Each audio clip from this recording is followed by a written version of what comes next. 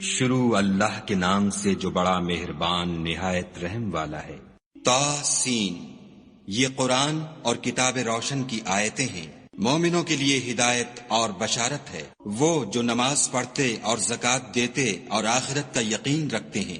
جو لوگ آخرت پر ایمان نہیں رکھتے، ہم نے ان کے اعمال ان کے لیے آراستہ کر دیے ہیں تو وہ سرگرداں ہو رہے ہیں۔ یہی لوگ ہیں جن کے لیے بڑا عذاب ہے اور وہ آخرت میں بھی بہت نقصان اٹھانے والے ہیں۔ اور تم کو قرآن خدائے حکیم و علیم کی طرف سے عطا کیا جاتا ہے۔ جب موسیٰ نے اپنے گھر والوں سے کہا کہ میں نے آگ دیکھی ہے، میں وہاں سے رستے کا پتہ لاتا ہوں یا سلگتا ہوا انگارہ تمہارے پاس لاتا ہوں تاکہ تم تاپو۔ جب موسیٰ اس کے پاس آئے تو ندا آئی کہ وہ جو آگ میں تجلی دکھاتا ہے بابرکت ہے، اور وہ جو آگ کے ارد گرد ہے، اور خدا جو تمام عالم کا پروردگار ہے پاک ہے۔ اے موسیٰ، میں ہی خدائے غالب و دانا ہوں، اور اپنی لاٹھی ڈال دو۔ جب اسے دیکھا تو اس طرح ہل رہی تھی گویا سانپ ہے، تو پیٹھ پھیر کر بھاگے اور پیچھے مڑ کر نہ دیکھا۔ حکم ہوا کہ موسیٰ ڈرو مت، ہمارے پاس پیغمبر ڈرا نہیں کرتے۔ ہاں، جس نے ظلم کیا پھر برائی کے بعد اسے نیکی سے بدل دیا تو میں بخشنے والا مہربان ہوں۔ اور اپنا ہاتھ اپنے گریبان میں ڈالو، بے عیب سفید نکلے گا، ان 2 معجزوں کے ساتھ جو 9 معجزوں میں داخل ہیں۔ فرعون اور اس کی قوم کے پاس جاؤ کہ وہ بد کردار لوگ ہیں۔ جب ان کے پاس ہماری روشن نشانیاں پہنچیں، کہنے لگے یہ صریح جادو ہے، اور بے انصافی اور غرور سے ان سے انکار کیا، لیکن ان کے دل ان کو مان چکے تھے۔ سو دیکھ لو کہ فساد کرنے والوں کا انجام کیسا ہوا۔ اور ہم نے داؤد اور سلیمان کو علم بخشا، اور انہوں نے کہا کہ خدا کا شکر ہے جس نے ہمیں اپنے بہت سے مومن بندوں پر فضیلت دی۔ اور سلیمان داؤد کے قائم مقام ہوئے اور کہنے لگے کہ لوگوں، ہمیں خدا کی طرف سے جانوروں کی بولی سکھائی گئی ہے اور ہر چیز عنایت فرمائی گئی ہے، بے شک یہ اس کا صریح فضل ہے۔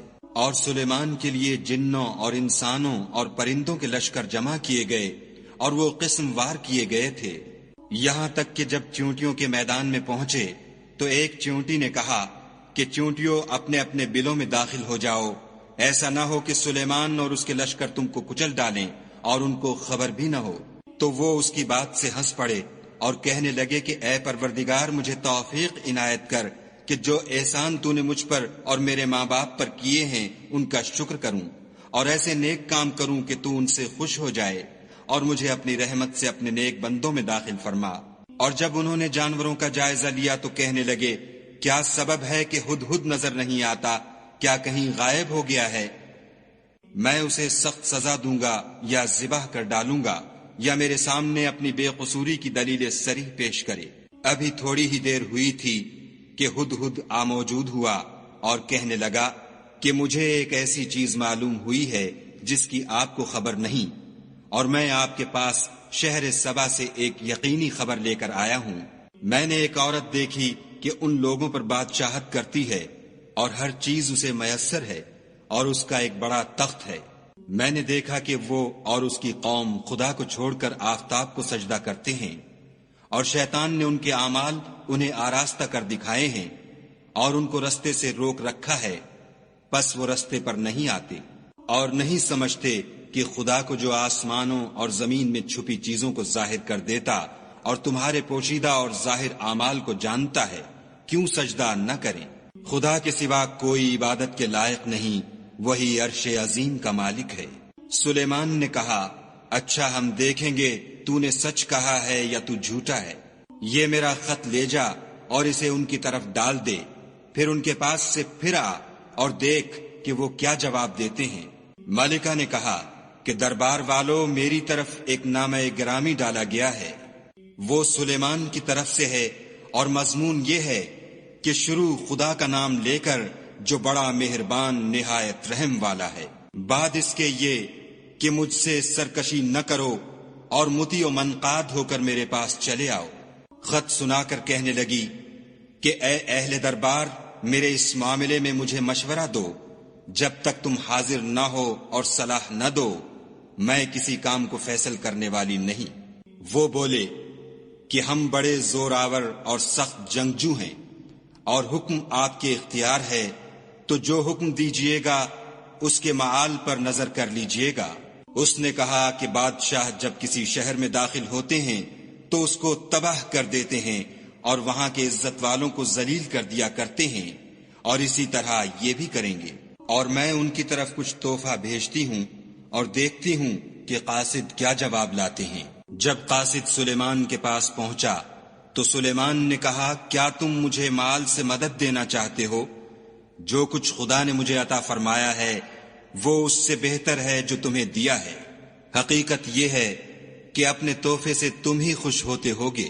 ان کے پاس واپس جاؤ، ہم ان پر ایسے لشکر لے کر حملہ کریں گے جن کے مقابلے کی ان میں طاقت نہ ہوگی، اور ان کو وہاں سے بے عزت کر کے نکال دیں گے اور وہ ذلیل ہوں گے۔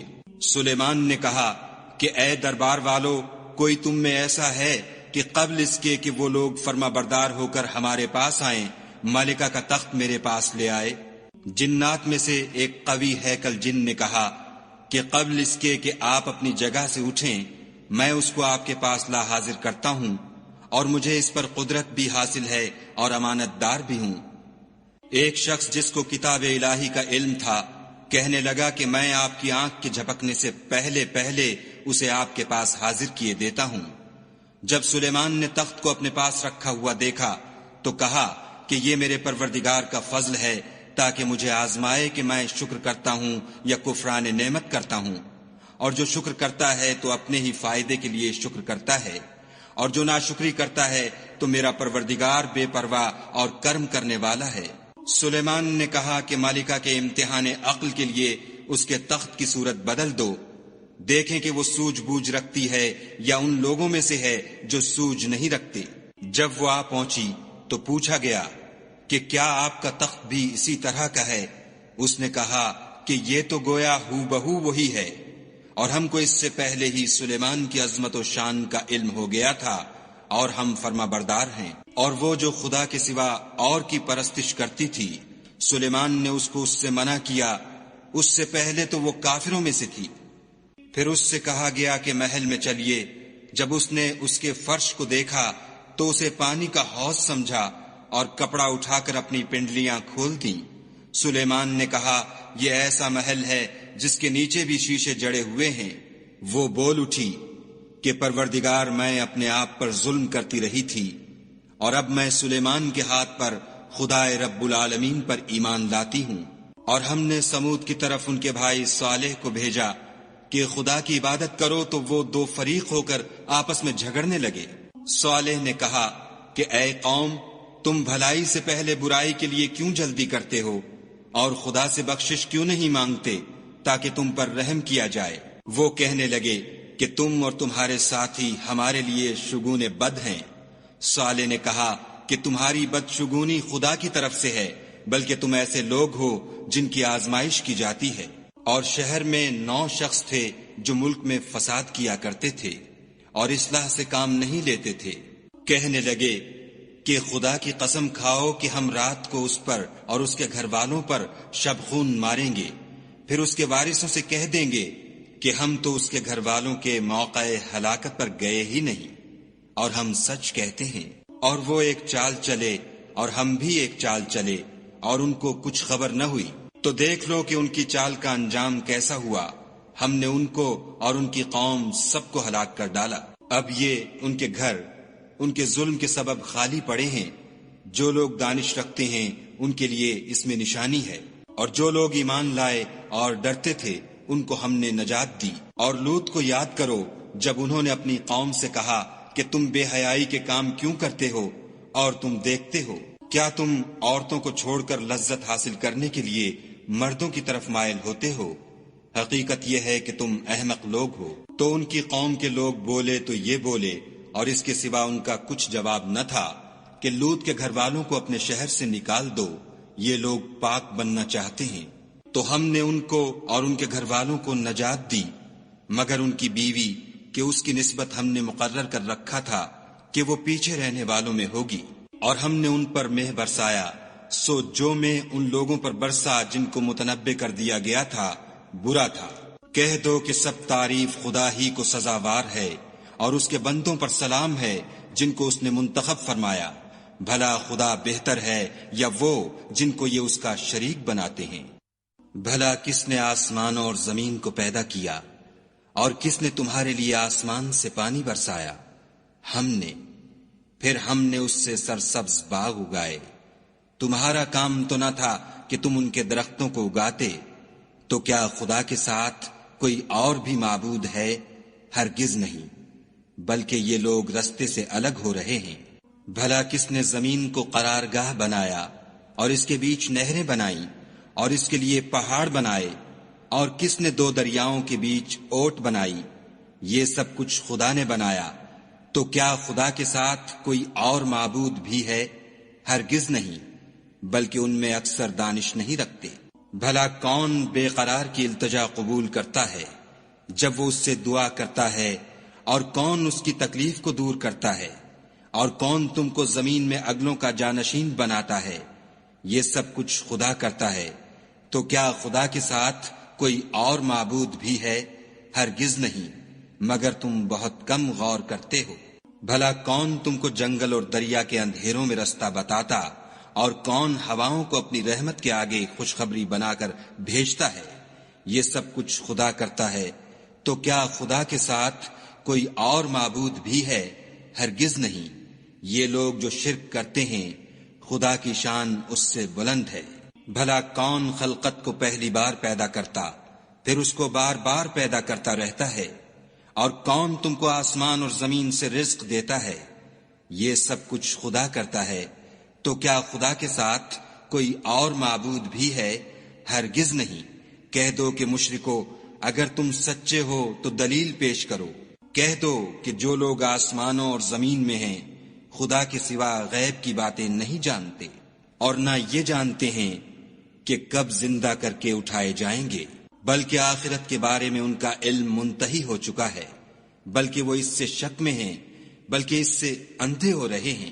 اور جو لوگ کافر ہیں کہتے ہیں کہ جب ہم اور ہمارے باپ دادا مٹی ہو جائیں گے تو کیا ہم پھر قبروں سے نکالے جائیں گے؟